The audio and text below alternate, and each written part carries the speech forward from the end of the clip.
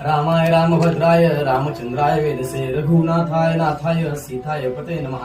सृष्टीचे पालनहार श्री विष्णूंनी चैत्र महिन्यातील शुक्ल पक्षातील 9व्या या तिथीला अयोध्येचा राजा दशरथ यांचा मोठा मुलगा म्हणून रामाच्या रूपामध्ये जन्म घेतला।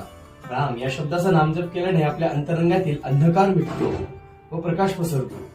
याच रामनाम जपाने डाकू रत्नाकर हे महर्षी वाल्मिकी झाले। हा दिवस आनंदाने व उत्साहाने देशभरात साजरा केला जातो। आपल्यावरती कृपा प्राप्तीसाठी आपणही या दिवशी रामरक्षा स्तोत्र पठण करणं, रामनाम जपमाला करणं, रामांची पूजा उपासना ह्या विधी केलेच पाहिजे। पृथ्वीवर ज्यावेळेस पाप वाढते, दुष्ट शक्ती त्रास देऊ लागते, त्यावेळेस भगवान श्री विष्णू अवतार घेतात। म्हणूनच त्यांनी आपल्या 7व्या अवतारामध्ये रावणाचा वध करण्यासाठी जन्म घेतला। मर्यादा पुरुषोत्तम श्रीराम हे आपल्या सर्वांसाठी एक आदर्श पुरुष आहेत। आपण सर्वजण जय श्रीराम असे नक्कीच म्हणतो, पण त्यांचा एक